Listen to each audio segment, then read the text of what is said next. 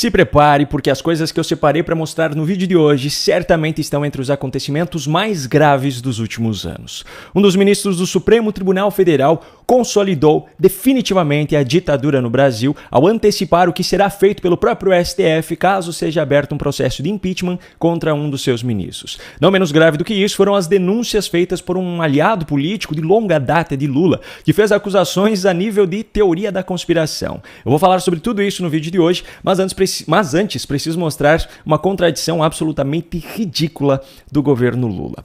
Há 15 dias foi veiculada a seguinte notícia: o governo, se referindo ao governo Lula, prepara projeto de lei para acabar com o sigilo de 100 anos. O governo também assinou portaria que obriga órgãos a explicarem motivação para dados em segredo por mais de 15 anos.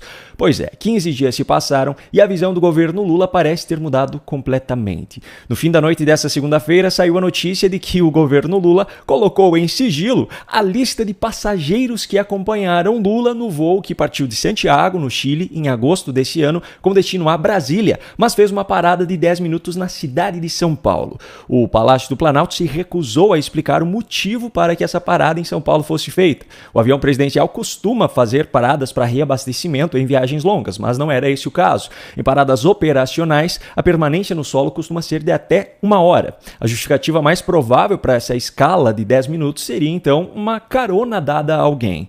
Coincidentemente, Janja estava em São Paulo nesse período, mas nem ela, nem o Planalto responderam à reportagem. Segundo o Gabinete de Segurança Institucional, o sigilo dessas informações é necessário para garantir a segurança de instituições ou de altas autoridades e seus familiares. Eu imagino o quanto a vida de Lula estaria em risco agora se o governo prestasse contas do que foi feito com o nosso dinheiro em agosto deste ano. Enfim, essa ainda era a parte mais leve desse vídeo. Agora vamos começar com as verdadeiras polêmicas. Tarek Saab, procurador-geral da Venezuela e um dos mais fiéis escudeiros do ditador Nicolás Maduro, fez uma série de acusações direcionadas a Luiz Inácio Lula da Silva, como a de que ele seria hoje um agente da CIA. Mas apesar do nível conspiratório da teoria de Tarek Saab, as insinuações que são feitas em meio aos seus argumentos merecem atenção, pois ele fala sobre o mistério de Lula ter sido preso por corrupção e aparecer de uma hora para outra estando habilitado, como se não tivesse feito nada, e também sobre Lula ter sido declarado vitorioso por um tribunal eleitoral como Maduro foi na Venezuela. ¿Quién es el vocero que colocan a decir las cosas más bárbaras contra nuestro país a través de esa llamada izquierda? Al señor Boric. ¿Y quién le sigue ahora? Lula. Para mí Lula fue captado. Lula fue captado en prisión. Esa es mi teoría. Él no es el mismo que fue el fundador del PT.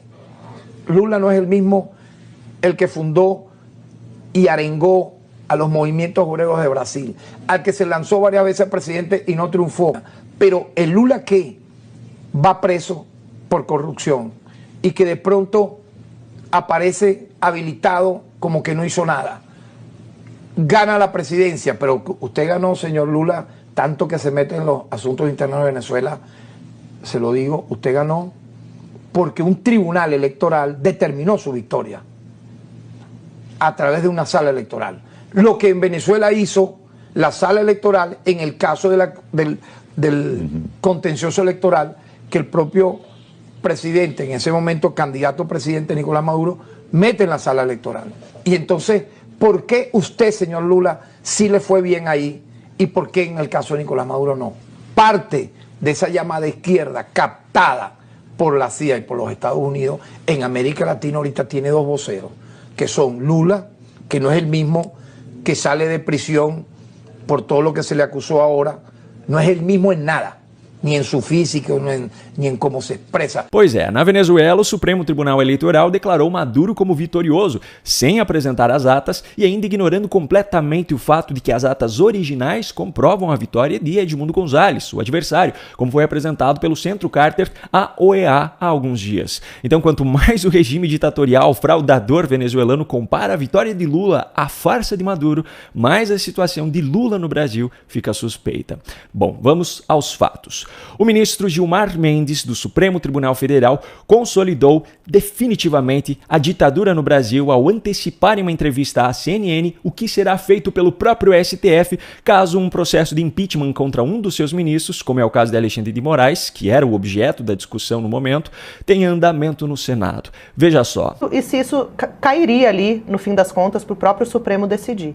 Se viesse, por acaso, tramitar um processo contra um ministro, certamente haveria discussão se essa lei foi recepcionada, uma lei que foi feita sob a Constituição de 46, se ela foi recepcionada pela Constituição de 1988. E sobre o caso de Alexandre de Moraes, especificamente, ele deixou claro qual é o seu entendimento. Mas eu não vejo perigo, não há nenhuma falta cometida pelo ministro Alexandre ou qualquer outro ministro que justifique um impeachment ou sequer a abertura de um procedimento de impeachment no Senado. Deixa eu simplificar aqui. O que o ministro Gilmar Mendes afirmou é que a decisão final a respeito do processo de impeachment contra ministros do Supremo Tribunal Federal será tomada pelos próprios ministros do Supremo Tribunal Federal. Ou seja, o atacante cai dentro da grande área e ele mesmo decide se foi pênalti ou não.